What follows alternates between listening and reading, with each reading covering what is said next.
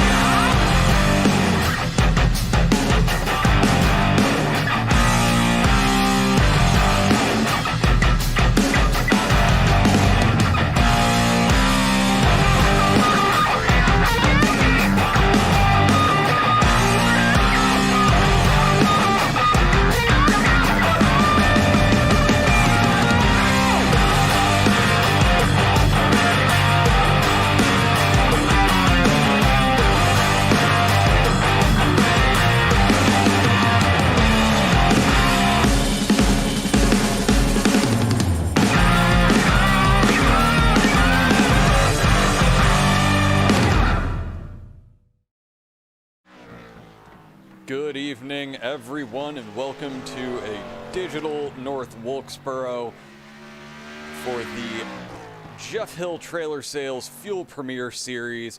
I'm Josh Laston, and with me tonight is Mr. Adam Wood. How's it going on, everybody? We're out here enjoying this wonderful weather here in North Carolina. These guys are out here going to have some fun on their hands. The track is going to be hot and slick tonight, as you can see, as the 39 kind of goes around sideways there. And yeah, it's definitely... North Wilkesboro is a loose track to begin with. And what we're going to see tonight with the track temperature at 122 degrees, we're going to see these guys, it's going to be like ice out there. Yeah, they're going to have their hands full here. This car's got quite a bit of torque here, and they're going to have to kind of manage that torque going through these tight corners. This track's known to be kind of more of a bottom lane heavy. They diamond it, but you still want to stay the bottom lane. The upper lane kind of comes in maybe near the end of a run when the tires are somewhat worn out. Well, and that's the big thing. This is an old school NASCAR track. Unfortunately, it's not on the schedule anymore. It's a little bit on the dilapidated side at this point, but this is old school racing at its best. It's a short track. It's one end is much higher than the other to where each corner is going to play itself a little bit differently, but it makes for some amazing racing, and I think it's going to be a blast to watch these guys tonight. Oh, yeah, and it's going to be this track always provides a lot of edge. Oh, man, the 15 gets loose, slaps the corner, it slams the wall. Oh, man. That's a sharp-looking paint scheme, though. I really like that paint scheme. It's definitely going to be noticeable under this bright North Carolina sun tonight. And, well, it'll look better when there's a front end on it. As he's deciding to go inside of the guardrails to finish things out. But Cameron Hearn is the only person out on track right now, as we're wrapping up qualifying, and we should be seeing those results coming through momentarily. And it looks like there's a reasonable amount of the field that hasn't decided to qualify tonight. Yeah, until everybody qualifies, it's a 10-minute qual. We're just over the halfway part here. So since there's a lot of people choosing not to qualify right now, or they haven't, as he goes through the trailers here, we have, we're going to round out the whole entire 10 minutes. And honestly, I mean, this is definitely going to be the best entertainment that we have, is watching him hide himself inside of those ethereal trailers that they have there. But oh, we actually have a late taker out there. Oh, that's another sharp looking car. I was gonna say, that's it's gonna be, it's a new paint scheme for the week. I was gonna say, this is after last week at Darlington.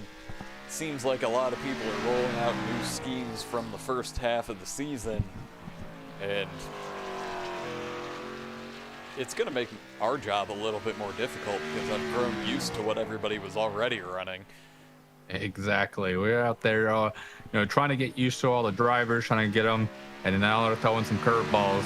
I mean, we knew it was going to come last week at Darlington, but this week not so much. But as you can tell, we got 2 new people out there with new paint schemes. Danny Ware just puts down the 13th fastest lap with a 19.37.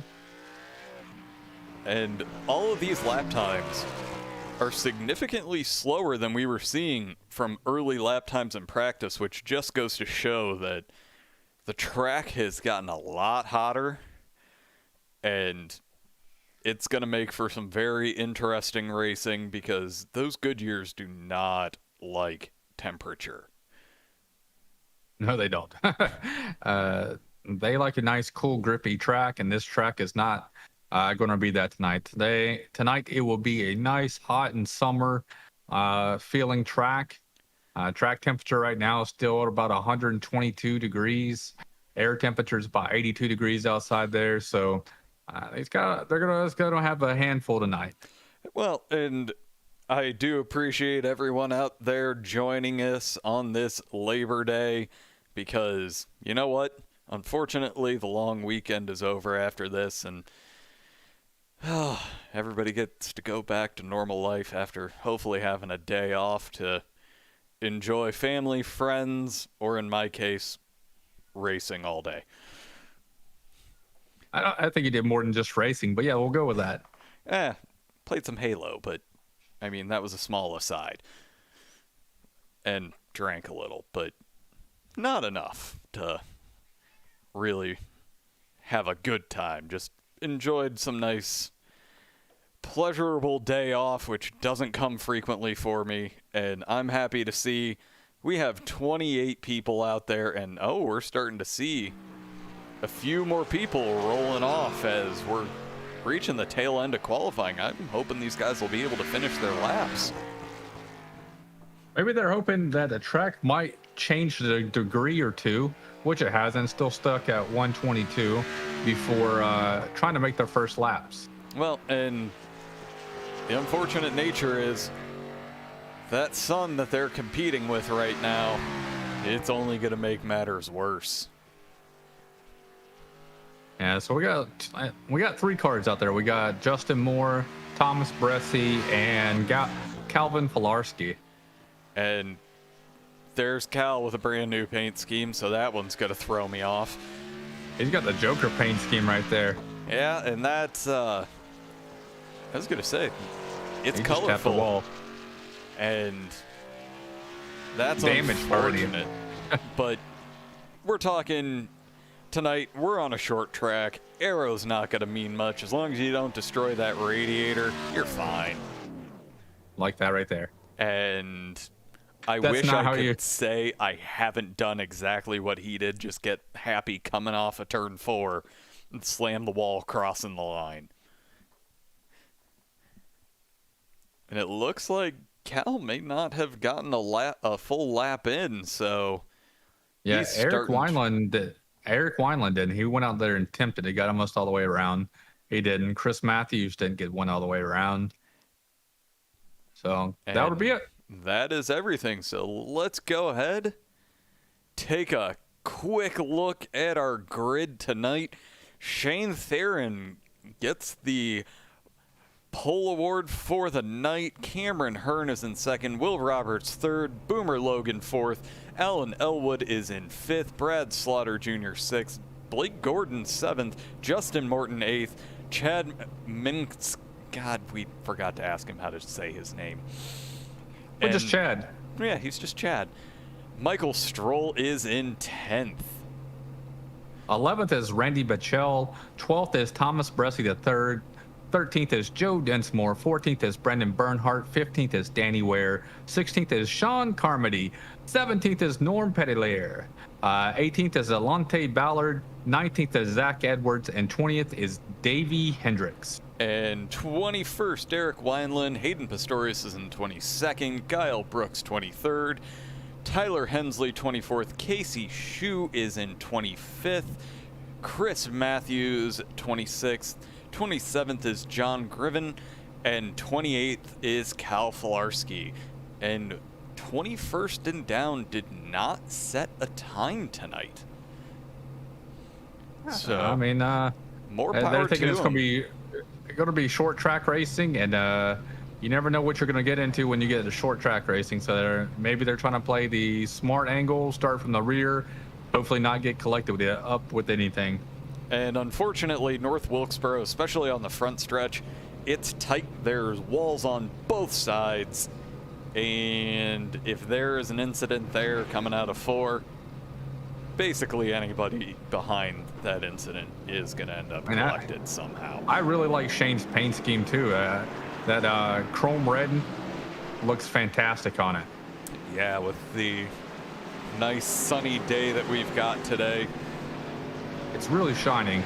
And luckily I'm not having to stare at it in VR like I do when I race, because then it gets blinding.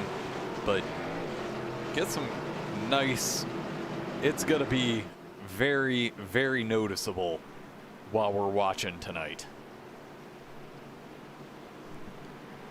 And I also just realized what Cameron Hearn is actually running tonight. It's a Lordstown Motors, a Northeast Ohio company, which always makes me excited. Hopefully they can actually, you know, pull through with their electric vehicle products, but we'll have to see what they do with that old Chevy Cruze plant that's only about a half hour away from me.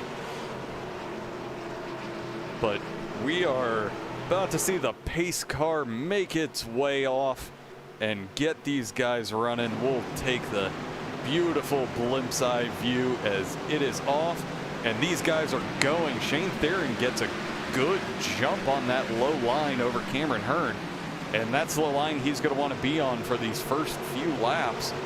But after that point, once everybody gets up to speed, that outside line should be able to get the better run coming out, as he is challenging right now, gets a great launch and gets the position. So Cameron Hearn takes over first place, and we are ready to see we got 3 wide action back there.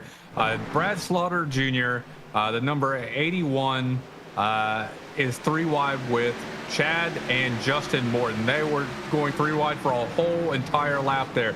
These guys, another 3 wide action there with Michael Strolls coming in. These guys are putting in the doors to door, lug nut to lug nut right now. And this track, it's not easy to pass. So these guys are trying to get as many moves done as they can on these first few laps. And especially now that we're starting to see everybody try to get single file, the person on that low line is going to hold the outside line captive as long as there is a car in front of them. Yeah, you know, the guys on the outside are holding the guys down the bottom up. They can't get that full run out. So it kind of gives the guys on the outside a little bit of an edge, at least not to get ran away from for the most part.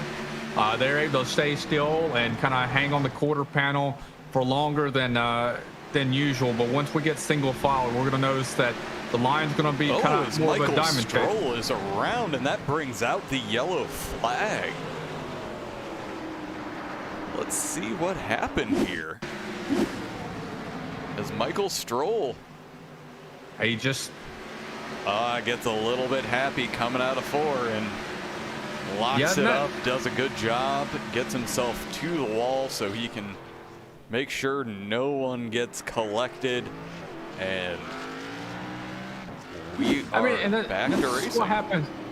I mean, that's what happens whenever you're running that low line coming off the corner.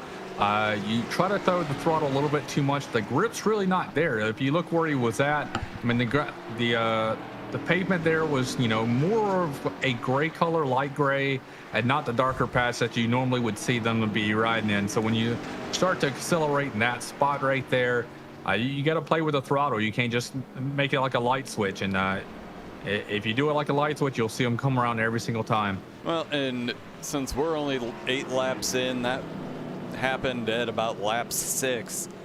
These guys, they have to wait until those tires are at the operating temperature to where they were close, but definitely the track temperature is going to impact people, and we got to see that firsthand just now.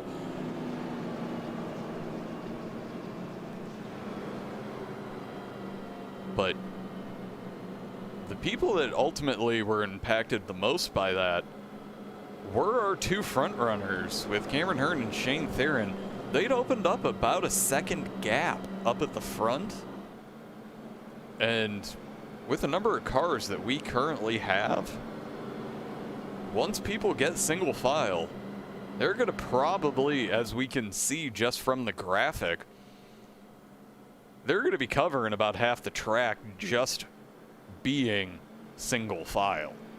Yeah, definitely. Whenever they get single file, about 1 to 2 car lengths between each other, and it'll probably be a little bit more than that once the race kind of starts progressing through it.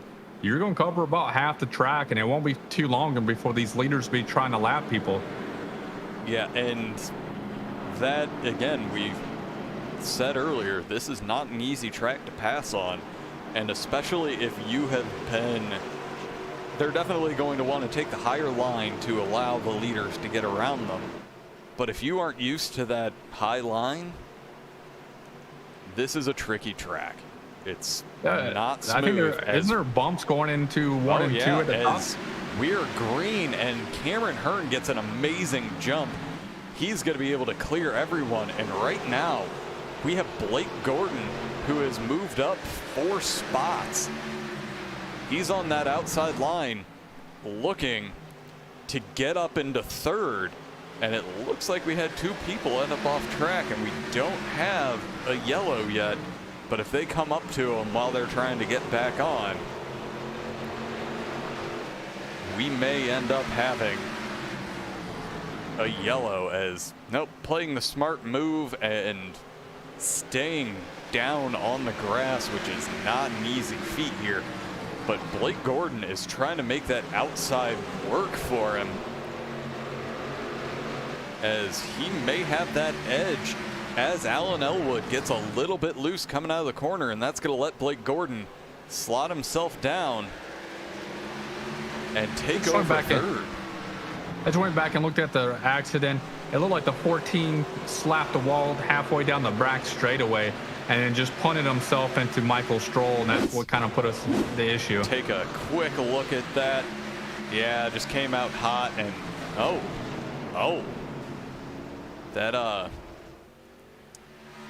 we got to be thankful that there are some roll cages in these cars, because that looked a little bit worse than I would have anticipated.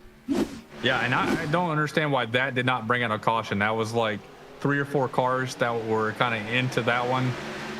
There have been quite a few moments that I have been questioning iRacing's yellow flags lately, to where I think it's just, if it's not going to impact the leaders at this point, they've kind of let them go, as Justin Morton gets a little bit loose on corner entry, and that's opening up the door for Alan Elwood.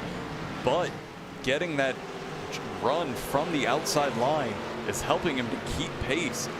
But the question is going to be, for how long is Alan going to remain in this picture, as Chad is also looking to take advantage of this situation, to where if he can hold Alan on that low line while Justin is fighting around the outside end. We have yellow. Brandon Bernhardt. All right, let's take a quick look and see what happens here. Following a teammate, just comes down. Ends up clipping the nose of Tyler Hensley. And that was like a 44 can slid up a little bit too high right there, from the view I was looking at.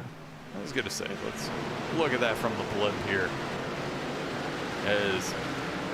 He came up outside. Yeah, that changes opinions just a little bit there. But as we are looking at this, we're starting to see a few people. Well, that's not the one I wanted. And I keep clicking on the wrong one. As we're starting to see, no, that is Blake playing Blake games. because he loves to fake people out trying to go into pit lane. Not Blake. No, that would never happen. He's caught me on that more than once, unfortunately.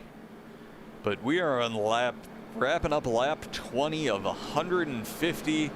We are on caution number 2.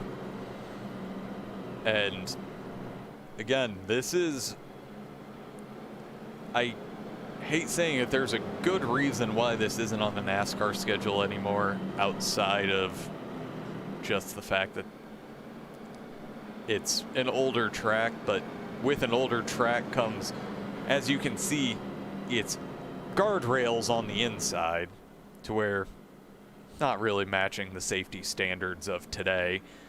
Hey, I will have to commend, though. They did have a huge volunteer force a couple weeks ago come out to North Wilkesboro and actually clean it up. I mean, so far they've cleaned the rock up and got it back up functional. They got racing going back on at the rock.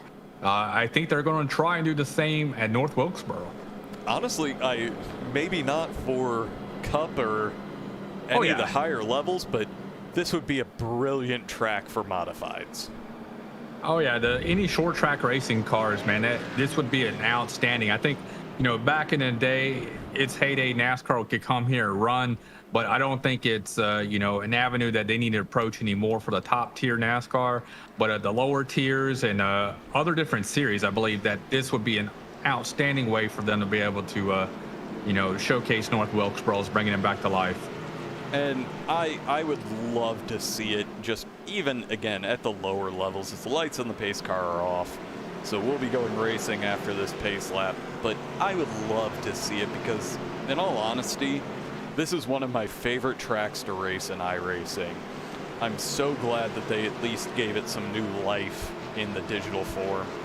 And again, when we're green, we get to see a lot of good racing.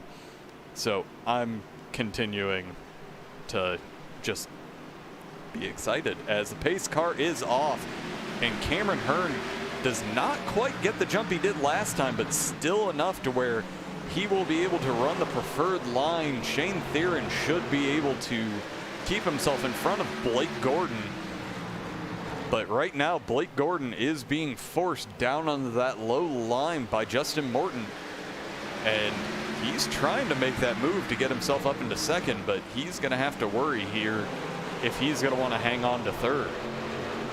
Yeah, right now he's looking really loose coming off the corner and having to release it going on the back straightaway there. He's running as low as possible to get a better run off of the corner here, and he's almost clear. I think he could have slid up there, but he chose not to. So Morton's going to have to, still trying to hang on. And right now he's got Chad just below him, and the fight that he took to Blake Gordon is probably going to lose him a few more spots, because Alan Elwood is there also just waiting for him to drop back, and he's trying to push as much as he can to get Justin up in front, and it looks like he may be able to do it in about another lap's time. Yeah, I'm back here looking around 10th to 15th. I mean, they are stacked up side by side. 44 is loose off the corner right there. I mean, these guys are still running too wide, door to door, all the way back here for quite a few spots from probably about 10th to 20th. As it's looking like we're having a few people that right now Delonta Ballard is fighting with Will Roberts, and he's getting the run, but the number 85 Boomer Logan 3 wide is causing some issues as contact, but they collect it, and yeah, we're going to see a little bit more rubbing there, as it looks like Hayden Pistorius, our resident Canadian in the league, is dropping back after that little bit of contact in front of him. But now he's going to try to drop down below Will Roberts and get a move done. Yeah, I mean, if you look at this, if you look at this right now, you see a whole bunch of people running all different braking lines, acceleration points. Joe Dinsmore right there really accelerated pretty heavily through the center of the corner versus Hayden not so much. I mean, there's so many different approaches to these corners, both on the top lane and the bottom lane. It's great to be able to see that here. Oh yeah, as these guys are fighting hard, as Joe Dinsmore is just trying to work his way back up and get himself up into that top 10. I want to go back up to the front and note these front three have broken away by over a second again. And they are just taking off. If you look at the map, right now there's another big gap to where these three from 4th to 6th have ultimately ended up putting almost a 2-second gap on 7th place. Yeah, there's three distinct packs right now if you look at the map.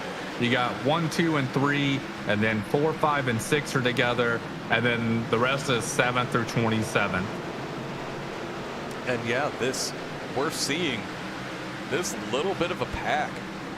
I won't necessarily call it being held up by Boomer Logan, but right now he is definitely under some pressure. Yeah.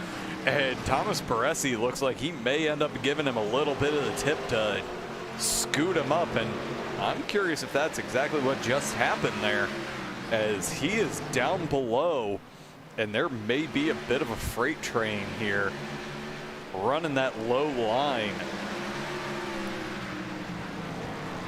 Yeah, I mean, if you're looking at the low line's the passing line, you don't want to pass on the outside here. Outside's got the preferred line though when it comes off the corner, but the low line's got the inside run that kind of drops you, and you can start doing it. You're going to have to try and do a slide job. As you see, Delonte Ballard just did a heck of a slide job right in front of Boomer Logan. And now the number 39, Randy Bachel, he's trying to do the exact same thing. And he is just dropping like a rock. But as we say that, we're starting to see. Oh, we do. Looks like Norm Pedley, maybe. Well, let's see. Where he the 55 track. Oh, that's a self spin and almost collects Tyler Hensley in the process, but honestly, that was a good save and great awareness by Tyler Hensley there to keep himself from getting any kind of contact there. But okay, we are definitely seeing an absolute mess on pit lane right now, as everyone that's on the lead lap is diving into their pits. But we did have everybody wants fresh tires.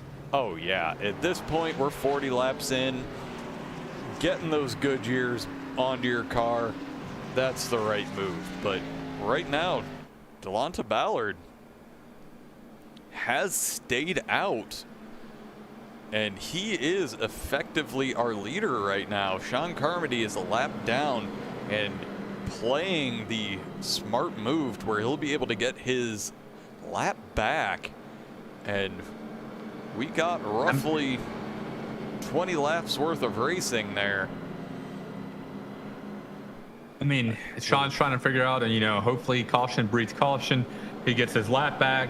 Caution comes out within the next 5-10 laps, and he can do a pit cycle and then pit and get back on 4 fresh tires. And at that point, maybe those extra few laps there that he has on it might help him drive back through the field.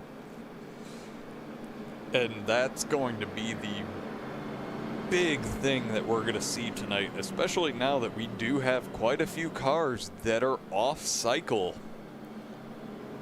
It could play into their hands if we have a very short run here to where these guys are going to have the best laps of their tires pulled off of them, and these guys on fresh tires will be able to move through the field, especially on the start.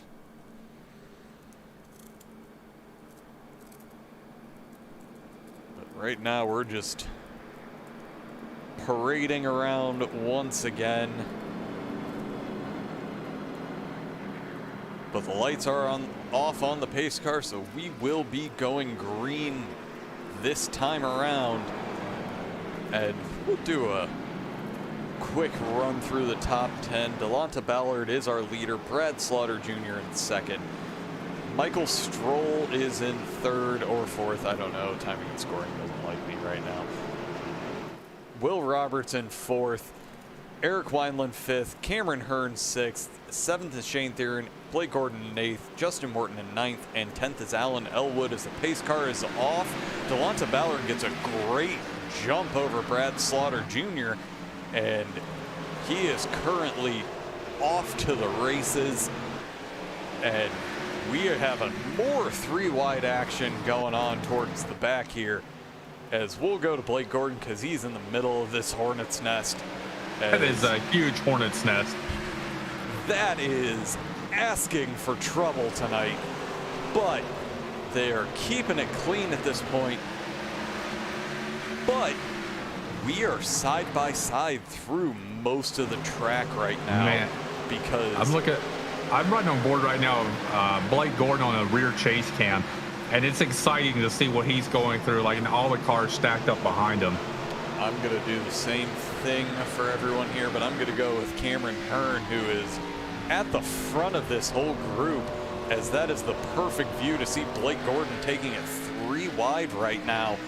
Doesn't quite get the run, but good. Oh, there's a spin back there. As Looks like the Tyler 44. Hensley gets around, and this is exactly what we were talking about. Those guys at the front have a few extra laps on their tires, and everybody who came in is going to be a little more worse for the wear, as I absolutely love this view. I will be the first to say that turn 4 at this track is just brutal. It's bumpy. You're going into a downhill section, so you want to get as much throttle as you can. And honestly, you get overexcited, and exactly that happens as we see Will Roberts making his way into the pits. But right now, the biggest surprise that I have is the guys at the front of the pack. Well, specifically, Delonta Ballard has not made his way in yet. Yeah, I mean, this is a short track race, and they got plenty of laps here that they can go out there and stay. So, I mean, he's just trying to run it, be a different pit stop cycle. I mean, if he can run a little bit longer, he can definitely make this just a two-stop race compared to others that might be on different strategy. And he held up pretty good for those first few laps there, so he should be all right for a while. When he does pit, the sad thing about it, he's going to be moving to the back. Well, but at the same time, he's going to get to play the exact same game that he has already, that when the next pit cycle comes around, he's going to get right back to where he was, and he's not going to be on as old of tires as he is right now. And with North Wilkesboro being a position track, it's not going to be easy for anyone to get around him, especially now that they have taken laps off of their tires running hard. And we've seen so many people running hard three wide. They're going to scrub a lot of rubber off. I mean, it's amazing to see what these guys are capable of on every one of these restarts here. And this is, luckily for us, North Wilkesboro is one of the shortest yellow periods that we have in iRacing, to where we're a third of the way into this race, and despite the number of cautions we've had, this is still flying by, and it's helpful that we get some great racing in the process. But the lights on the pace car are off, so we are back to green after this lap. Delonta Ballard is choosing the outside lane. This is the first time a leader has chosen the outside lane all night long.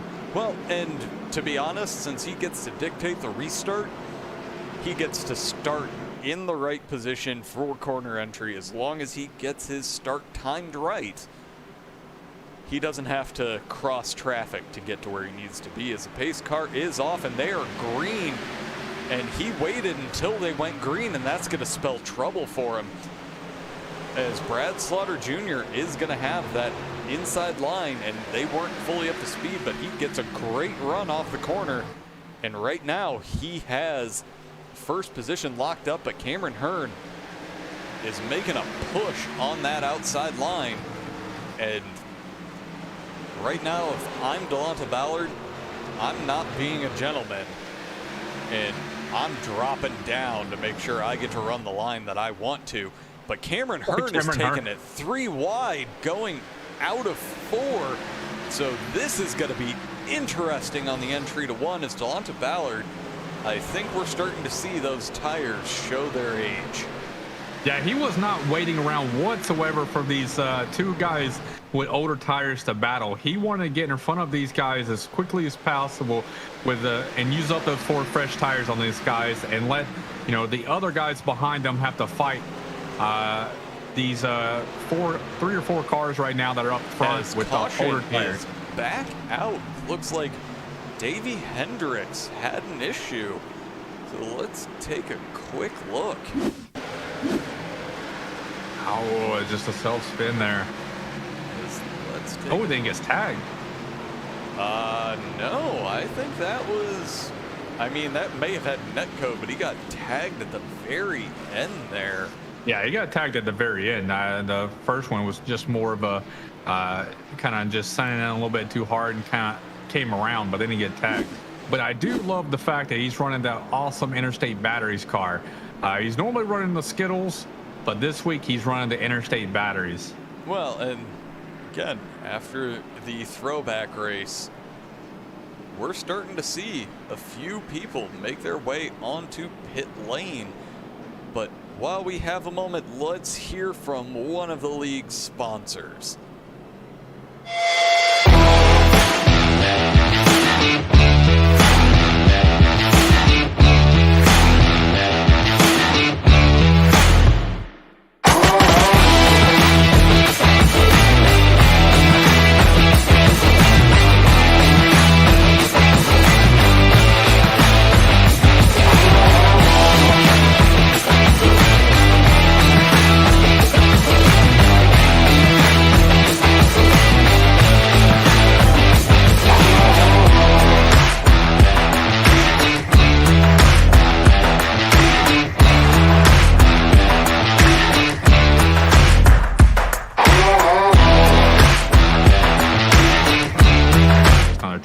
We are back, and we are about ready to get ourselves back to racing. And the off-air discussion was apparently Alan Elwood. I'm sorry, I didn't refresh my schemes today when I joined. I don't know. You might have the right one. Mine's not. Mine not be right, because he doesn't have the. On mine, he doesn't have the trailer cells, the Jeff Hill trailer cells. So I don't know what you see on his. Oh. As we still have one more lap here. Oh, he has the banner. This is what I'm used to seeing from Alan. And it's unfortunate because many of the paint schemes that you see within this league are actually done by Alan Elwood. He is the sponsor of the Pole Award and does some amazing schemes to where I would say close to 50% of the league are running schemes made by him. Yeah, and his schemes are awesome. You can see them, most of them. He's got his name on the back corner or the rear end, something like that. His schemes are outstanding. I mean, there's a lot of other people in here that are very, very talented painters, and it shows. I mean, this is one of the best leagues for paints I've seen in a long time. As the pace car is off and Cameron Hearn gets an amazing jump from that inside line, should be able to get a great run, because these guys are not up to speed, so that inside line is the right one, but Justin Morton is going to continue to fight on that outside, going to get a great run coming out of 4 and prevent him from coming up to where this battle is going to be heating up for quite a while. Yeah, he's making it Cameron Hearn's life a little bit difficult here by running that middle line 1 lane up and just getting an excellent launch off of every corner.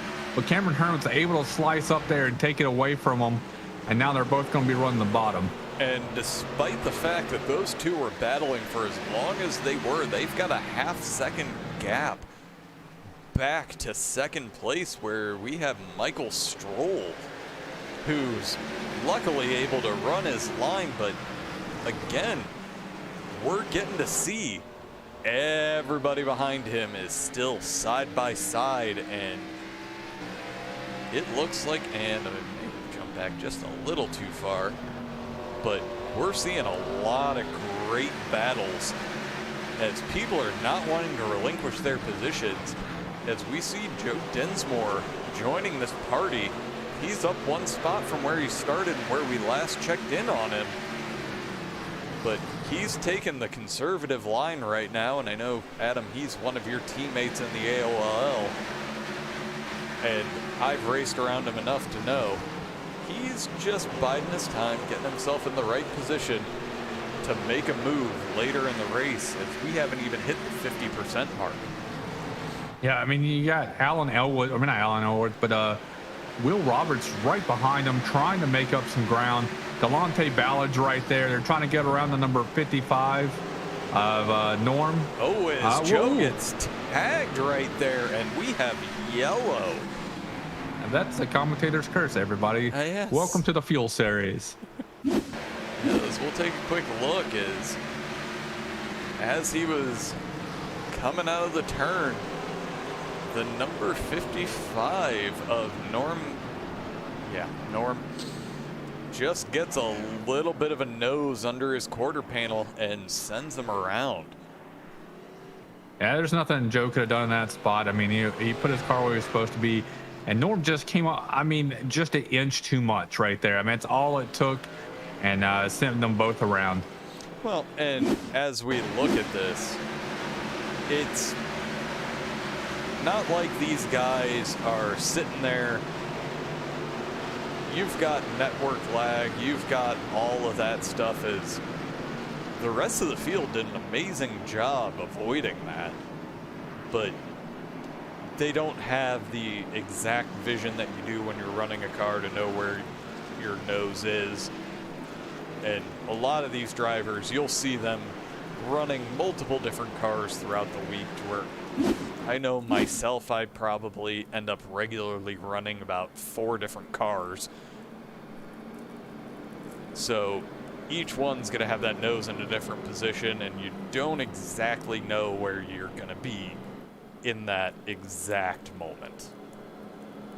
These guys do a hell of a job, though. I mean, you can see these guys were running three wide for the first couple of laps here, fighting for every position. So I mean, these guys got a very great car craft, and know exactly, you know, for the most part, where their car is at all times. I mean, but that little mistake right there, I mean, that was the slightest mistake. He just came up just, I mean, like I say, about an inch too much right there. And where these guys are on the track, it's North Wilkesboro. It's any short track. These are the kinds of things you have to be aggressive to be able to make the moves. You have to be ready to take a bit of a chance. And we've actually seen in that process, we got a few people that have made pit stops, to where we've got a few people that are on their second pit stop. We've got a few that have had a few more than that, but they were involved in incidents and are trying to get as much of the damage repaired as they possibly can. And yeah, but Cameron Hearn, I mean, I think it's his race to lose again. I mean, he's been out there dominating throughout this whole entire season. His name's, you know, coming up in the top 5 almost weekly. So, I mean, he's out there running it, but Justin Morton, though, he is up there running like a beast tonight. He is like, hey, I want to take this win tonight. He's given Cameron Hearn a run for his money. Well, as the lights on the pace car are off, we have Cameron Hearn starting on the inside line, and that green flag comes quick, and he is off as soon as the pace car was clear. And that is the jump that he needed to make, because Justin Morton is right there on him, gets a great run coming out of turn 2, and had he not slowed down as much as he did, he would be able to take first before this turn. And as it stands, Cameron Hearn runs very low on the track, and that's going to hurt him, and that's going to give Justin Morton the lead. Yeah, Justin Morton finally was able to clear him, but we got Chad right there in the 25 on the outside of Michael Stroll. Michael Stroll's been up there. I mean, he's on older tires, but he is hanging in there tough as we see him slide just a little bit there off that corner. Chad's able to clear him. Alan Elwood's on his outside right now, you know, putting the heat on Michael Stroll. As we are halfway through this race, we're about to complete lap 76. We are going green, and most of this field is on about a third of this track, and if we can get about 5 more laps, we're going to start to see everyone spread out, and that's going to be the best thing for us to keep cautions at bay. But Alan Elwood is making a massive push on that outside line, and he should be able to secure third place coming out, and he does. Yeah, right behind them, you got Michael Stroll and Blake Gordon. They've been racing ever since the green flag drops, almost side by side right now. Blake finally was able to drop back enough where Michael Stroll could clear him, but he's still hanging on the outside. He keeps putting his nose there, trying to find a line. And you see him every turn. You'll see that back end slide just a little bit as he is trying to get as much grip as he possibly can. But every time he does that, as he stays on that outside line, he's at risk of losing more and more positions as Shane Theron gets around him. And I think Blake Gordon tapped the wall right there coming out of turn 2 just a little bit as Shane went underneath him. And right now, he should be able to run his line, hang on to that 7th place, which is actually where he started tonight.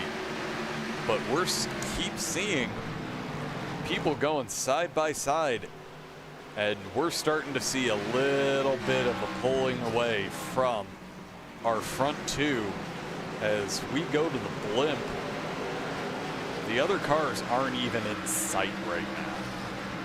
Yeah, these guys are the class of the field tonight. Justin Morton and Cameron Hearn, these guys are really, you know, outclassing everybody as of right now. But the track can change, the temperature can go up or go down. That's really kind of be, you know, dependent on how well everybody else kind of adapts to it. So the race isn't over yet. We just elapsed over the halfway mark just about 5-6 laps ago. So, you know, we got a long race still to come, and there could be other players out there that's going to make their voices known. Yeah, we still have 66 laps left in this. But these guys, I'm going to head back here as Blake Gordon is continuing. And caution. Caution back out on the track. Looks like Davey Hendricks. Oh, we're going to have to back that one up a little bit because you just went straight into it. the caution didn't show for me. But yeah. Oh, I'm just going back because right now we'll go from turn 4 here. These guys are just going at it, and just, you see, if you try to turn down and there's a car there, you're going to be in trouble. Luckily, he doesn't hit any of the barriers. But yeah, I mean, to me, it looks like, you know, Boomer probably thought that Davey was going to run the low, you know, the very bottom inside line and was kind of arcing in for that middle groove, and looked like, you know, Davey took a little bit higher approach on the inside, and they just try to occupy the same space at the same time, which doesn't work. Well, as we were looking at that incident, our leaders jumped into the pits to where that's going to take them back out of the top 10. But chances are it's not going to last long, as we see another wave of guys making their way in. Those guys were all a lap down at that point. But this is going to make it very spicy, as these guys are trying to move their way back up the field with fresh tires. Yeah, right now we see like Shane, he started on the pole. He's back there. He's in first. Second is Hayden Pistorius. He's up 20 spots by this pit strategy. Eric Wineland's in third, up 18 spots. Delonte Ballard's up 14 spots, sitting in fourth. Brad Slaughter Jr.'s in fifth. Sixth is Joe Dinsmore. Seventh is Gael Brooks. He's up 16 spots because of it. Cameron Hearn loses 6 spots because of his pit stop. He's in eighth. Ninth is Justin Morton. 10th is Alan Elwood. And all of those guys are the ones that just came in that have lost some serious spots. But honestly, Cameron Hearn only back in 8th place, and especially getting to start on the outside, I don't think it's going to be very long before he has made his way back up. I mean, did you guys not remember his outside move there for the lead, taking him 3 wide right there with the fresh tires? He's not afraid to put that car up there in that outside third groove to make it a position happen. So, you know, he's going to be the man to watch right there on the move. I think he's in the best spot out of all the people on fresh tires. I think Justin Morton, you know, him starting on the bottom might limit him just a little bit. Well, as we're about to be going back to green, field's not really tightening up right now. And the big thing is the second that pace car is clear of you, you go. As he's waiting until we are green, but still gets a great jump over Hayden Pistorius, who is going to lose second place to Eric Wineland, who's running him a little bit up the track there. And was that Will Roberts that I was seeing going real high? But Shane Theron is just pulling away from the pack right now. Yeah, right now, Eric Wineland sitting in second, and it's just 2 by 2 all the way behind him right now. The number 81 of Brad Slaughter's right there behind him. Cameron Hearn goes off high. He's going high. He's going to get an amazing run around that outside, trying to get himself a few positions. But this pack is so tight right now, there's not going to be much. As we're going 71. 3 wide, and this 71 of Gael Brooks did not get a great run off that corner and just stacked everybody up, and everybody fanned out going on the back straightaway there, as you could tell. Now they're all kind of collected back up side by side. Joe Dinsmore sitting right behind Delonte Ballard in 6th. And Cameron Hearn's going to kind of peek to his outside and see what he can do. He's going to try going out there, but Joe is shutting the door on him. And that's going to leave it open for Justin Morton to continue pushing to get around Joe Dinsmore and try to get everybody single file. But Cameron Hearn is right there on the bumper of Joe Dinsmore, giving him a little bit of a nudge to let him know he's there, gonna drop down below. And that was the great move on his part, as we have Delonte Ballard's around. He hits that is Chad. And how is that not a caution? That is not a caution. He went around. He got loose coming off the corner, took out Chad, hit him in the side of the door right there. Turn back around. Delonte Ballard into the wall, and we got another car. Track. Number 39 just went into the wall as well. Chris Matthews, I believe. Well, that didn't go the way I thought it would, but yeah, we are still green. So let's get ourselves back up. And Shane Theron, our pole sitter, is just taking a run away. Brad Slaughter Jr. is about the same gap between where he's sitting and 3rd place. But once we hit third place, that's where things get interesting once again. Yeah, I don't know what happened to the number 39. Randy Bachel, he was in the middle of the corner. His car just hung a complete right, like he had a flat right tire. I mean, that's what it emulated. His car just jackknifed to the right and went straight on head in the wall. It was a one-car incident. He was able to collect himself and continue on. Well, but he fell back numerous positions for it. Well, as we're seeing Cameron Hearn right now, he is doing everything in his power to get Eric Wineland up just a little bit further, so he's able to clear Hayden Pistorius, and he's going to do it right now as Hayden looks like he gets a little bit loose off the corner. But right now, Cameron Hearn down on that low line is getting a great run off of 4, and he is doing everything he can to where he can start chasing down that third place of Brad Slaughter. I mean, they're all stacked up right behind them. These guys, you got all these guys on brand new, fresh set of tires, and you got these 7 that are kind of slowing everybody down with the older tires that stayed out. And everybody's trying to make the 25 Chad's is a little sideways. They have to take them 3 wide there. Great situational awareness by these drivers to split them like that and keep on going. As I wanted to jump back here because Michael Stroll is working to get himself back up into that front group, doing an amazing job as him and Hayden are just right next to one another through the corner, keeping it nice and clean. But Thomas Baresi, he wants to push Michael Stroll up there as much as he can to where all of them can get clear, as Hayden Pistorius is dropping quite quickly. And right now, Michael Stroll is also trying to put the move on Eric Wineland. Ooh, Blake Gordon hits the back of Hayden Pistorius, I believe, and spins him around on the front stretch. And no caution. No caution. There is no reason for that one, as Blake Gordon, we'll see. They're right back at it. He gives him another little bit of a nudge. Moves him up the track, gets the job done, gets around him. And now the 19 sideways. Or the 19, he was sideways for the corner. And that's going to clear Blake Gordon to try to catch up to the rest of this pack. But, okay. Boomer Logan's around him. That is a caution.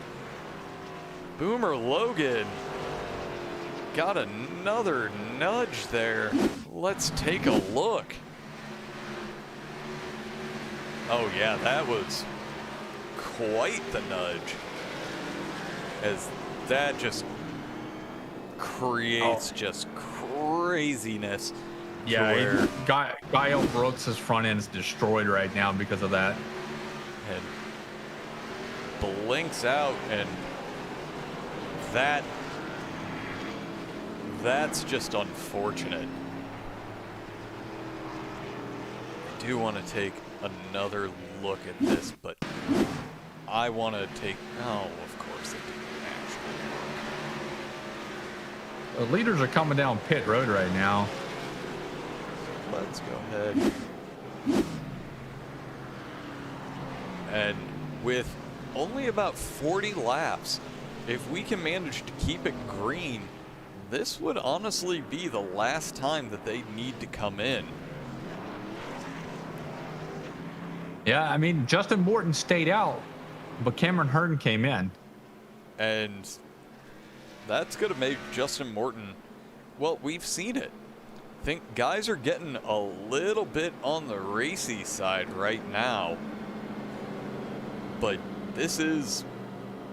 we're just starting to see the strategies come alive.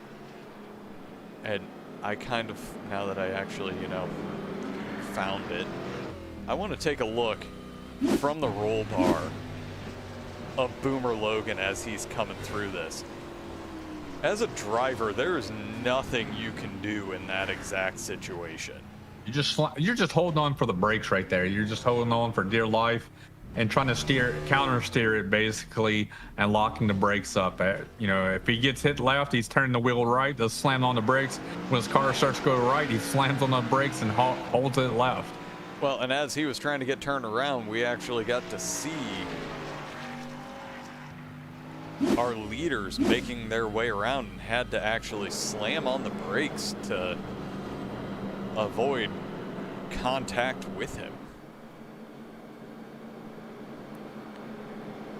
But this shakes up the front again, as right now Justin Morton is our leader. Thomas Baressi's in second. Chad is in third. Will Roberts in fourth. Tyler Hensley is up 19 positions in fifth. Casey Shue is also up 19 positions in sixth. Seventh is Randy Bechtel. Eighth is Davey Hendricks. Norm, despite being caught up in that, is in ninth. And Shane Theron, who was our leader at one point, is back in 10th. Yeah, Shane and Cameron were the 1-2 right there near the end, and they're both sitting in 10th and 11th. So they got a lot of cars in front of them with just a little bit, not too much older tires. They're going to have to try to get through and manage the rest of this race. As Justin Morton gets an amazing jump over Thomas Baresi, he's going to be able to comfortably take over first, and Thomas is actually going to get cleared of third place going into turn 3. Oh, the 15 of Cameron Hearn's around. And 55 just got spun. Is out, and I'm waiting for things to go ahead and catch up with me. So let's take a quick look. The 15 just comes around the rear end. Oh yeah, that's... Yeah, his car gets collected. Look at the car in the background right there. Just came in. He was trying to run the high side and got just slammed in the back of somebody. Didn't get slowed down at all. And that's real unfortunate, is now all of the other incidents that were involved in that are coming through. And this is nothing more than just innocent bystanders locking up, trying to avoid any additional contact that they possibly can. Yeah, the number 92, that's who it was. He comes in and he tries to lock it up, but then he gets in the back of Brandon Bernhardt. So, yeah, there's a lot of people that got, secondary damages from this accident that weren't actually caught, in the main accident. But while we have one more caution, let's hear from the other league's sponsor tonight, RPM.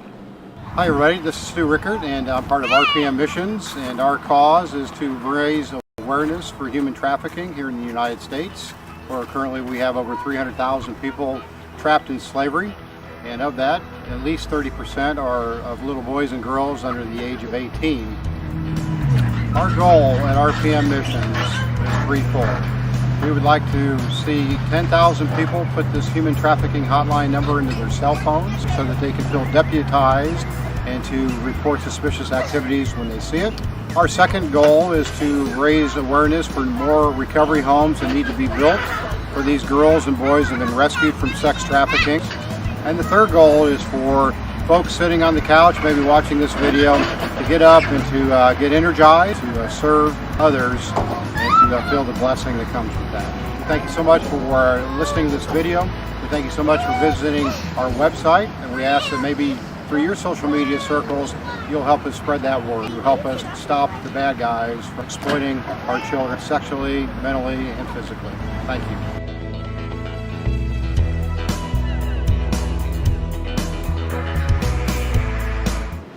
And we are back right as the lights on the pace car come off.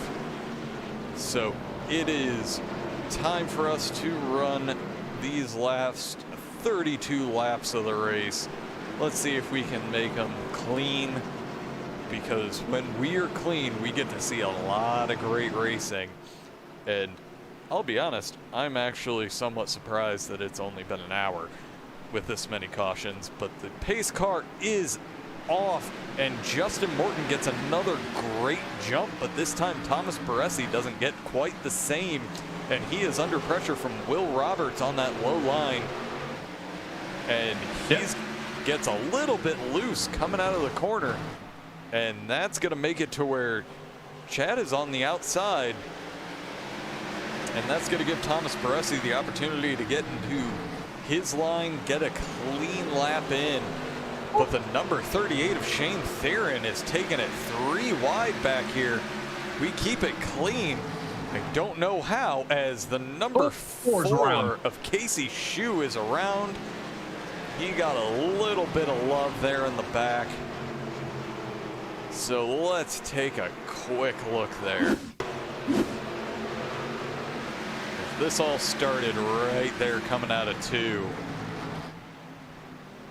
Just gets a love tap from Randy Bechtel, and that's all it takes. That's all it is. Collects Michael Stroll and Davey Hendricks right there. And that is unfortunate for these guys. Luckily, again, this is a track that you can run without that front bumper. You're not going to miss it too much. At least you know that your car's not going to overheat. Well, that depends. I mean, you lose that front bumper, but what else did you lose there per iRacing? What other internal damages happen? When Will Roberts jumps in the pits, he gives up 4th place right there. Well, at this point, it's worth getting those fresh Goodyears on there. Is it? I mean, right now it's more of a caution fest, and these cautions are definitely breeding other cautions. We're not getting that much green flag laps here, so those 4 fresh tires are not coming into play. Well, if we have another quick one, I would expect to see a few more people dive into the pits to make sure that they aren't going to be the ones caught out on old rubber, so they can actually end up making that final push to the end. But it's a double-edged sword. Do you come in now to grab some 4 fresh tires, or do you think it's going to be more of a caution fest? So we're all running at position 4 that Will Roberts was running. We're going to have just cautions every 3 to 4 laps until the end. Will those tires actually be able to make you run through the field after numerous cautions, or will it go green? I look at it this way. You have someone like Cameron Hearn, who unfortunately now is going to be dealing with a little bit of some crumpled sheet metal there. But you look at what he was able to do during that last pit cycle to move himself up quickly on the fresh tires. All you need is the right position on one of these restarts to be able to make up 2, 3, even 4 positions to get yourself moving forward to where having those fresh tires with only 26 laps left, it's going to make life a whole lot easier if you're having to be the one to hold on to that position on a restart. Yeah, I mean, these restarts going to be wild. As we could see, there was already 3 wide going on throughout almost every single restart here. These guys are putting on a heck of a show for all the viewers out there. And for us in the broadcast booth, we are loving the side-by-side and even 3 wide action here. As Justin Morton gets another great jump. Thomas Baresi, he's looking like he's going to try to put a lot more pressure on him on the front, as we see a little bit of action going on towards the back here. Oh, Shane turns Chad around. As well, there's no caution for that. That was a lot of cars. Caution is out. Yellow is out. Okay. There is no way that one's iRacing's not going to throw one out for that. But let's take a quick look as Tyler Hensley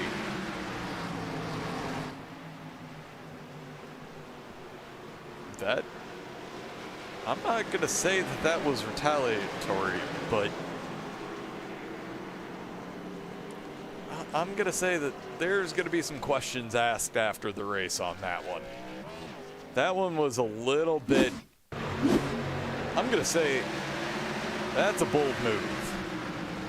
That number 44 is not having a good night. He's had a couple self spins, been a part of other people's wrecks, and finally gets taken out on this one. I mean, his front end's all tore up. He's going to go in and try to get a repair. But, you know, the sad part about this track is the track's so small, and when you're lined up single file like they are the whole entire time here, you don't get much time on pit road to repair. If you do, you're going to lap down. Well, as we see the 44 of Tyler Hensley get himself back out onto the track just before the pace car is running around to close that pit lane. All right, I'm gonna probably end up taking back what I said. Yeah, Cameron Hearn is, even though he made up positions in that process, that may not have been the right call. I mean, you got Will Roberts is still back in 17th after pitting this last caution, so he hasn't really made up any ground. I mean, it's a battle of attrition at this point. Who's going to actually outlast everybody else? Who's going to avoid the wrecks? Who's not going to be caught up in these secondary wrecks? So, I mean, that's what we got to look out for in these last 20 laps when we go green. And right now, it's turning into quite the interesting run with all these guys that have managed to avoid the last few incidents making up the positions. As we look at someone like Cameron Hearn, honestly, I have no idea how Cameron made it through that last incident. It was directly in front of him, yet there he is in 9th, ready to start this next session on the low line right behind Blake Gordon. These guys right now are practicing their launches. They're on a little bit older tires, so they're up there gearing at it, ready to go when this green flag drops. As the lights on the pace car are off, so we are going back to green. Let's see, with 20 laps left, what we can get going, and I'm wanting to use the blimp here. Its pace car is off. Justin is off the second it clears him. Thomas Baresi is right there behind him. Shane Theron is looking to try to get himself back up into that first position, but Alan Elwood is right there, going to challenge around the outside. He should be able to get a great run as we have another car around. Caution is out. And caution is back out. Looks like Randy Pachel, he jumped in the pit road, so it was his car sideways. That's self-spin coming off a 4. Tags the inside wall and just toes. Honestly, yeah, at that point where we are, it's probably worth doing that. Yeah, I mean, he just running that low line like we said earlier in the race, and when we saw the first early spin, is that you're running there, and it just, you know, you want to get all the acceleration you can off the corner, but that torque can be just a little bit too much, and you can let off, but she's already going around. And again, we're talking again old school NASCAR track. Paving technology isn't well, it hasn't improved much over the decades. This is not a smooth track. This is one of the most difficult tracks that I have ever run when it comes to traction out of the turns, because it's bumpy. Yeah, I mean, you got a lot. I mean, this is an old track. This is the old way. I mean, they've raced for many years here. So, I mean, they got the textures right. They got the bumps. They got the little bit of crevices. They did a really good job of replicating what the old track used to be and the way these drivers had to really drive the racetrack. One of my personal favorite things was last year during the beginning throes of COVID, when iRacing added this track, they brought the pros onto this track. And, all right, getting to watch Jeff Gordon be absolutely terrible in the sim on this track was he is honestly one of my favorite commentators, but listening to him on the in-car while he was running was just absolutely brilliant, and getting to watch these guys run the same things that I love to run, and make the same mistakes that I make in the sim makes me feel a whole lot better about myself, even though they're still faster by a long shot. And they get to drive way cooler cars. Well, yeah. They're the ones that get to run everything before we do and test them out. But again, I have to commend iRacing for trying to bring back some of these old tracks that a lot of people hold near and dear to their hearts, and let those of us that this was modeled from the 1987 series, and I was only alive for 3 years at that point. So as the pace car is off and Justin Morton goes very late, and that gives Thomas Baresi the opportunity to get himself on that outside, and that jump may be the difference between the win, as Thomas Baresi tags a little bit of the wall. And now Alan Elwood is right there, almost gives him a little bit of the tip going into the corner, as Alan Elwood is around, does an amazing job trying to hold it, but caution is back out. Yeah, it looked like number 9 of Hayden Pistorius kind of gave him just a little bit, but we'll go back and look at the camera roll, the video, and the replay and see exactly.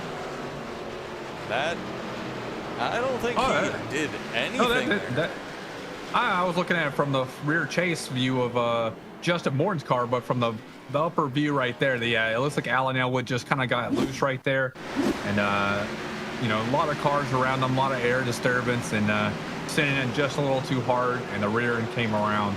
And that's one of those things that, especially in iRacing, any car, and especially these Xfinity cars, getting your brake balance right on a course like this, if you're a little too far to the rear and go a little too hot, you're going to see that back end lock up and go around just like that. But with 9 laps to go, we are under caution, to where Justin Morton, after having a very, very bad start there, I mean, he's testing things. I mean, you have to test things out. You can't go at the exact same point every single time, because if the 24 is thinking that you're going to be jumping at that point, he's going to go with you. So he went a little bit later this time. So this time he might time it in between the late and the early. So, I mean, you have to play mind games with these other drivers on the outside, especially he's restarted next to you the last 5 restarts. I mean, you got to change it up a little bit. Well, the problem with North Wilkesboro, especially in the sim, is the gap between when the pace car goes off and the green flag flies is negligible. You're talking maybe 20 feet. To where it goes green at that white line, and the pace car is off maybe a half second before that point. Yeah, it's a short window for sure that they have, but I mean, you still have to play a little bit of mind games for it. So I mean, you got to drop it down early. You got to switch it up for them. Well, we'll get to see what happens this time around, and hopefully we can get through this shootout and make it without any of the green-white checkers, as we are Okay, hopefully. Yeah, it was Justin Morton. I had the same thing. It blacked out. Justin Morton's kind of blinking right now. That would be the most unfortunate thing because he has had an amazing run tonight. Yeah, I had to switch over to look at focus on Thomas Bressy for right quick. So we're going to go ahead and do that in anticipation as lights on the pace car are off. So we are getting ready to go green as Justin Morton is playing a little bit of a game, holding back from that pace car. And he is gonna go, maybe, eventually, as he is off pretty much instantly, but he's blinking pretty badly at this point.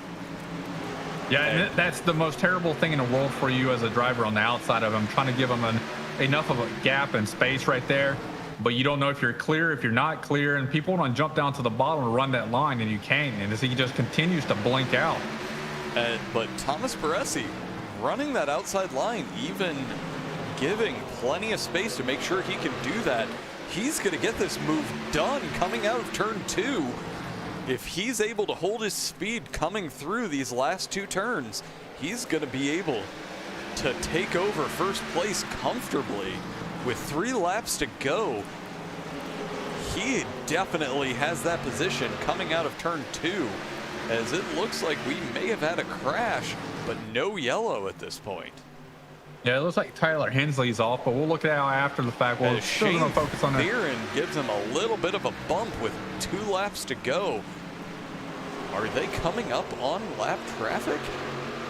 They are, as he stops down on the infield, and that's the right move. But right now, Justin Morton. That's a caution. There's a big caution. Will Roberts, Cameron Hearn's involved. Oh, let's take a quick look, because that's going to bring out the green-white checker. It's Cameron Hearn. Oh, Cameron Hearn and Will Roberts. That's a. They touched just a little bit, and just the cars just hooked, and it wouldn't get off of each other, and they just kept bouncing side to side. As Will Roberts gets loose, collects it, and in the process of collecting it, kicked that back end out, collects Cameron Hearn, and that is going to collect Brandon Bernhardt. There was someone else in that process that I missed, and that is just an unfortunate turn of events right there. That's the number 4 of Casey Shue. That right there, we're gonna see. Well, we've got a green-white checker, ladies and gentlemen. They have 3 attempts in this league at green-white checker. So we're going to see the very first one. It's not what Thomas Bressy wanted to see. So we got Justin Morton. He's now going to be the guy timing these jumps. Thomas Bressy has been the one doing it time after time for these last 5 to 6 cautions back to back. So now it's Bressy's turn to control it. Well, and the unfortunate thing is Justin has experience, as he was running up there at the front in second position for a few restarts. So this is going to make things interesting, as for those of you who don't know what we're talking about with a green-white checker, is we get the green flag, we'll do 1 lap, then we get the white flag, and then we get the checker.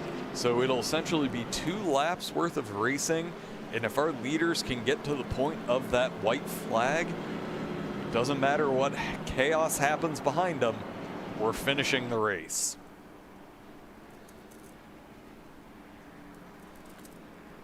So we are gonna get 3 attempts at this. We've got a lot of people who have probably had a very frustrating night, as I look back in the pack, and we'll go to the rear chase of Michael Stroll, who is the first person right now running without a bumper, to where we get to see all of that metal tubing That's You see those protecting shocks that right there? car. On Wednesday, they're going to change the game up, and those shocks are going to be a little bit different, so we can't wait. Well, and I'm not sure if that's just for road courses, but the lights for on the everything. pace car are off. Pace car dives out, and Thomas Baresi takes the outside line, gets a good jump, but I don't think that's going to be enough for him to clear Justin Morton on that low line, as he gets a great jump out. Oh, Aiden's Pastore's in the wall right there. He is in the coming wall, off of it. but we're coming to that white flag. We'll see if we can actually get to finish this race. We are. This is the last lap with Thomas Baresi in first place. The battle right now is going to be Shane Theron and Hayden Pistorius right behind him as we come out of turn 4 with Thomas Baresi as Hayden Pistorius goes around. But Thomas Baresi. Oh man, that's huge wreck at the line. First one he hit was Sean Carmody, flew him all around. Brandon Bernhardt was involved. So many cars flipped over the line after they crossed the line. As now we're just seeing absolute chaos at the back from people. But right now, we have our winner up on that front stretch. Thomas Baresi is going to burn those tires down to the threads. But let's take a quick run through our results. We've covered it enough. Thomas Baresi is our winner tonight with Justin Morton in second, Shane Theron third, Eric Wineland in fourth, fifth is Blake Gordon, sixth is Brad Slaughter Jr., seventh is Michael Stroll, eighth is Danny Ware, ninth Joe Densmore, 10th Sean Carmody. 11th on my screen is Sean Carmody, 12th is Boomer Logan, 13th is Brandon Bernhardt, 14th is Hayden Pistorius, 15th is Guy Brooks, 16th is Alan Elwood, 17th is Cameron Hearn, 18th is Delonte Ballard, 19th is Davey Hendricks, and rounding out the top 20 will be Will Roberts. And then 21st, we have the 56 of Norman. I'm sorry, I'm just going to try to not slay names anymore tonight. 22nd, Chris Matthews. 23rd is Chad. 24th is John Griven. 25th is Tyler Hensley. 26th is Randy Bechtel. 27th is Cal Filarski. And 28th is Zach Edwards. So let's go ahead and see if we can grab our winner tonight.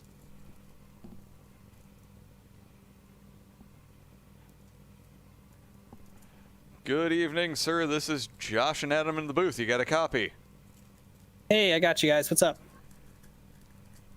Oh man, great race for you tonight, man. You had some tough restarts there. That whole entire last about 40 laps was just constant restarts. How were you able to continue to time these restarts and try to keep it door to door with Justin all night? Yeah, it was. It's tricky. I mean, it's kind of how this race went the last time we were here. It's just the track position was really important. We kind of saw even the people that pitted had a lot of trouble getting back, back through the field. So, and Justin and I were kind of on the same page there. And just the first couple, like earlier in the race, when a few guys stayed out, there were kind of people controlling each lane, the guys with tires couldn't get through that well. So we were just kind of figuring maybe if, we, I don't want to say back people up, but we're just kind of covering all both lanes as best we could, we might be okay. And for a while we were thinking maybe we would just need it to go green, because we still had a few guys behind us that were on old tires. And fortunately it worked out with the cautions. We thought that was really going to get us in trouble. It screwed my teammates Tyler and Casey again, but which sucks because they were on for a decent night. So but that's how it goes. So I'm just glad to get one early-ish this year, I guess. I mean, well, actually probably not really. I guess we're almost halfway at this point. Good Lord. But shout out to Justin there for good clean racing right there at the end. There's I know he wanted that one bad as well, and I appreciate him racing me clean, and I'm glad at least we were able to end up 1-2 there at the end. So but But yeah, decent night, at least for me. I think I was going to even have a shot. I really thought maybe at best I was like a 5th place car, and that was being nice to myself. But the strategy kind of, I guess, worked itself out to where I was able to get the track position at the end there. So my biggest question, towards the end, we were seeing it. Was Justin blinking on your screen? Yeah, he was. He didn't know what it was either, because we were a couple cautions there towards the end, and we saw him start popping in and out a little bit. So we were like, "Hey, by the way, we got a little something going on there." He's like, "Great, of course I do," but it wasn't too bad, and I tried leaving him a little extra space just in case, and at least for parts of it, it kind of fixed itself. But yeah, it definitely complicated it a little bit more, at least running side by side there those last couple restarts. Yeah, that was going to be my question is, how nerve-wracking is that? Because, I mean, you see him blink out. I mean, there was quite a few times where he was out for about 5 or 6 seconds where it's like, is he actually gone? Can I take the bottom lane and clear and take off? Or do I continue to run high and hopefully he comes, he comes back in, I don't get in there, and we just continue to race side by side? Yeah, and I think actually so I don't know if it was just me or not, because I thought I heard, I think Hayden was saying something like he was seeing Justin totally disappear. I was more just seeing him kind of popping in and out real quick. Like he wasn't gone. I just knew he had something going on, because I would see him kind of like do that little jostle side to side of the car, would just bounce up like a foot in the air and then come back down or whatever. So body slam. Yeah. So I knew I could kind of be, I don't want to say a little more aggressive with it, but I still kind of knew where he was for the most part. And honestly, it wasn't really that much of an issue there, because I knew he was on the bottom there, and I knew there were people trying to get to his right rear and stuff like Hayden and Shane were. But I actually kind of liked the second lane a little bit better than I did the very bottom, so I was kind of a little bit more content with just kind of holding my ground and not trying to say, oh, am I clear, can I slide in front of him or whatever. And and I kind of, he's one of the people I could trust to not just yeet it down in there and just left rear me or something like that. So that's, and that helps it too, and knowing the person and whatnot. But yeah, it wasn't horrible. It definitely just something I had to keep in mind there on a couple of those runs there. So as we reached the tail end, I would even say the last 50 laps, the topic of conversation was it the smarter move to go into the pits, as we saw quite a few people do? We saw you just keep staying out. I assume it was just hold the position at all costs. Kind of. I mean, see, the other thing which a lot of us were looking at when we were pitting the couple times that I did, the tire wear was not, at least if you look at like the black box, it was only like a couple %. So it really didn't look that bad, but I think there was more of a feeling that was gone. So maybe it wasn't showing as much tire wear as maybe people were feeling or something like that. But I think the other part of it was like the tires, I think probably could go somewhere, but it just, when you had a handful of people stay out, it log jams it so much. And there's that one time that, we were stacked up on the top, and Will was behind me, I think, on new tires. I was as well, but I was just trying to kind of wait and see where stuff opened up. And Will was trying to get by me in the third lane on the top, and it almost works. I was like, all right, well, I'll try it. And then off of 2, I got outside of Blake. I mean, I got almost his door number, I think, and just kind of ran out of room there on exit. I know he wasn't too thrilled about that, but I was there. But that happens, and he still got a decent finish out of it, so that's good. But yeah, it was tricky, and and again, I feel like if you had a couple people that were up front that could kind of control each lane to a point, it just made it really, really hard to make any kind of progress on the tires. And that's kind of what happened, last year, or it was last year in this race. Cause I mean, I ran decently last year, even though I bought the track like right when practice had started, and Tyler beat me because on the last pit stop that we had, he got out of the pits before me, and I couldn't get back by him. So it was stuff like that where track position was really important. The setup felt a little better this time, where you could kind of actually move around and do a few different things. But yeah, it was, you definitely had to pit. You couldn't just run the whole race without pitting. On fuel you could have, tires just no way. But you just had to be really smart about when you did it. And I think it was like 70-ish to go, somewhere in there, or 60, I forget what it was, that we came in for our last stop. I figured that was going to be it. And I saw a couple other people come in, and I was like, I got to do something here. I'm staying out. So, and unfortunately, it worked out. I got you, man. Hey, man, you put on a hell of a show all night long, no matter where you were at on those in the field. We appreciate you going out there and giving it all you had, and you came home with the win. So congratulations, man. Thank you, guys. Appreciate it. I'll see you next week. I think we're at Red Bull Ring, so we're going international. So that'll be fun. All right, man. You have a wonderful night. Thanks. See you guys. All righty. Let's see. We got Justin Morton down on the waiting room. Let's go ahead and bring him up. Hey, Justin, this is Adam and Josh in the booth. You got a copy? Yep. Hey, man, go ahead and tell us about the night there. You had a strong finish, not the one you probably were hoping for, but, I mean, you put on a hell of a show there for the last about 40, 50 laps. Yeah, I was hoping I would be able to get that one in the end, but it just didn't happen. Yeah, I started 8th tonight. Would have liked to have been a little bit farther up, but made ground pretty early. That really, I think, helped me stay out of trouble. Just tried to play my cards right that entire race. That lap 85 caution pretty much decided that was the last time I was taking tires. That pretty much worked out. Didn't have to work back through the field, so that worked out in the end. I was hoping it would go green from that point. I think that's really the strategy would have worked out a lot better for me and Thomas there, but it is what it is. Yeah, it was definitely a rough night if we look at cautions, but at the same time, it was a great run anytime we could run green, and you were easily one of the most entertaining out there on track during the whole process. Yeah, I kind of like to be that way sometimes. That top side off the restarts worked pretty good. Went 3 wide a few more times than I wanted to tonight, but at some point you almost had to, especially on those restarts. Just got so stacked up, and just sometimes it just happened like that first time that happened, like very early in the race. I wasn't trying to go 3 wide, but it kind of just happened.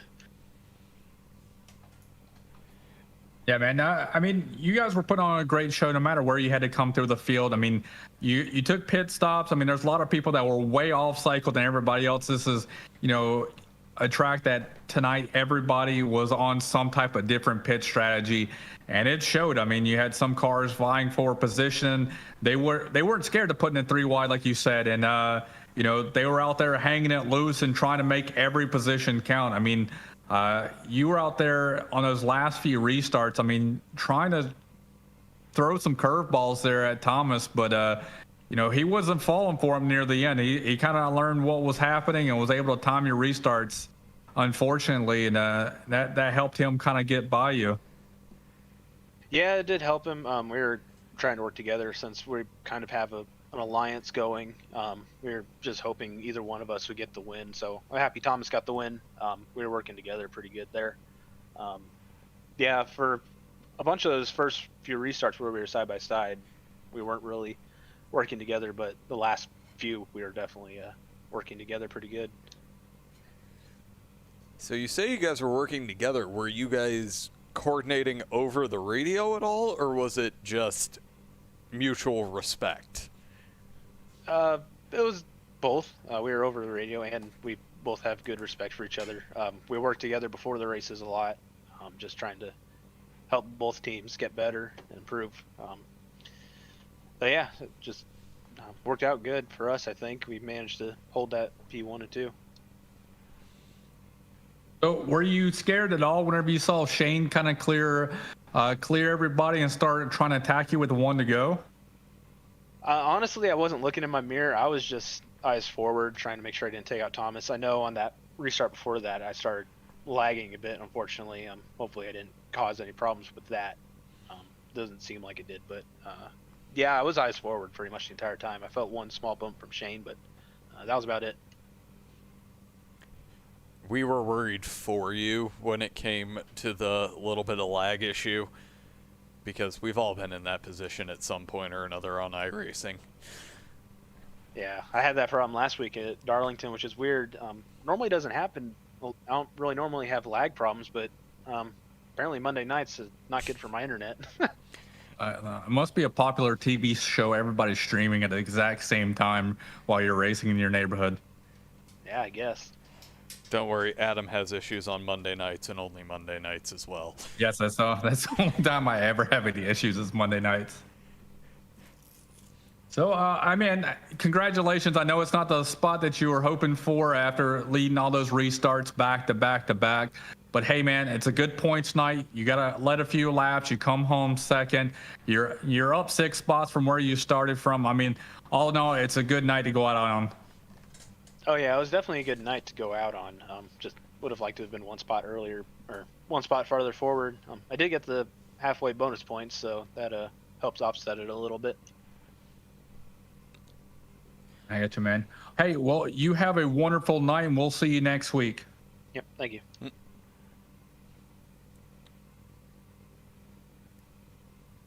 All right, our third place, Shane. He started from the pole, finishes third. Let's pull him up. Hey, Shane, it's Adam and Josh in the booth. You got a copy? I got you. Hey, man. So you started from the pole, you came back and had to drive through the field many times due to pit strategies. You come home third. You were probably hoping for a long green flag run there at the end, weren't you? Yeah. Too many cautions. The tires got evened out, so I didn't have an advantage there at the end. So, unfortunate. Oh. It was definitely an interesting night as we looked at all the pit strategies play out. What was really going through your mind as you took that last pit stop, knowing that a few other people, especially at the front, were trying to make it work, only pitting, what was it, lap 87? I think so. I had a set left, so I was kind of hoping that we would, we put on like 102 or something. We'd run like 25 laps, and then I'd pit again and be like one of the few that have an extra set of tires, and hopefully we run the last like 20 laps green and I go up to the field. But that didn't happen. So I had to change my strategy and hope for the best. I was not. I was expecting they could hold us off with those tires, but just, if the yellows didn't keep falling, they weren't going to hold. But unfortunately, it didn't play out. Kind of sucks, but I mean, I'll still take a podium at probably the track I hate the most. I mean, it did not show at all with how you were running, because you were strong all night, had the pole, and honestly, the moves you made through the field showed that might not be your favorite track, but it kind of likes you. Yeah, tonight it did. I just ran, different. Everyone was running the middle to the top. I just ran the bottom. That's what I did in practice, and I saw that I had the fastest, like 10, 15 lap average, and I was just running the bottom. So I was like, all right, well, I'm just gonna keep doing that, and made it work. It just couldn't make it work on the restarts. Lost track position, but took it 3 wide. It got into, I think I dumped someone. I think it was 25. Just bad circumstances. I think he hit me off of turn 2, and I entered turn 3 at a horrible angle, and I just tagged him. But other than that, yeah, I made some aggressive moves, and track, was kind to me for the most part. It usually isn't. I will say that North Wilkesboro isn't kind to many people, but again, it gave you a great finish. Not the one you wanted, but again, I have to commend you on working your way through the field the way you did, and it's worth the points, I'd say. Yeah, for sure. Alrighty, man. Hey, we wish you good luck this upcoming week. We're going to be going overseas, I believe. So everybody's probably going to be new to that and probably never run an Xfinity car. We're going to have a little bit newer update for iRacing as well. You're going to have a little bit of new springs, a new tire model for road courses. So it's going to be a big week next week for you guys. Yeah, it's if I race. I might not. I don't even know where we are next week. Red Bull Ring. Red Bull. Oh, okay. Interesting. We'll see. We'll see how that goes. I have no idea. Outstanding. All right, man. Well, hey, congratulations with your third place tonight. We wish you luck next week, man. Thank you, guys. All right. Hey, well, that will do it from the race here tonight. We saw a lot of action, 3 wide here at North Wilkesboro. There was a lot of exciting action all over the track, and we can't wait to see what next week at the Red Bull, the ring will provide for us. Yeah, it's going to be a great time. I honestly, if there's any road course that I would say that Formula One is ever on, the Red Bull Ring is probably the one that's going to do the stock cars the best. No offense, Coda. You're too technical for these cars. Yes, Kodo's too technical, and it makes the cars move around way too much in a back and forth motion, which these cars are not handled for. No, but it's going to be a great time. Make sure and join us next Monday. Same time, same place on the Ghostfire Media Network. We've got a lot of stuff coming up this week. Wednesday, we are going to have the AOLL Sportsman Series coming to you from what's the closest thing to a home track that I have, Mid-Ohio, to where more road racing. Then we will have the AOLL TNT Series on Thursday night starting at 8 p.m. That is going to be at Watkins Glen. Again, we're going to see a lot of road racing this week.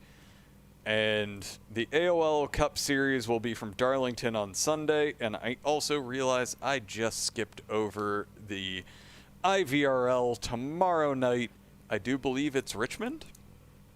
We will be at Richmond tomorrow night. Some semi-short track racing. I love Richmond. It hates me, but I absolutely love Richmond. It has that short track feel, but a whole lot more speed. Yeah, I'm looking forward to it. We're in the playoffs, and you know, we're gonna see what everybody's made of. We just did a first race last week. Tonight or tomorrow night will be our second race, and then following week we'll be at Bristol for our first cutoff race to see who can go from the top 16 down the top 12. So it's going to be a great time. Make sure and join us for anything if you want to see a lot of great racing in the upcoming week. Follow us on Facebook, YouTube, and now officially Twitter as well. And that's going to do it for us tonight. I'm Josh Laston. I'm Adam Wood. And thank you all for joining us. Have a good night. Thank you for watching iRacing on the Ghostfire Media Network.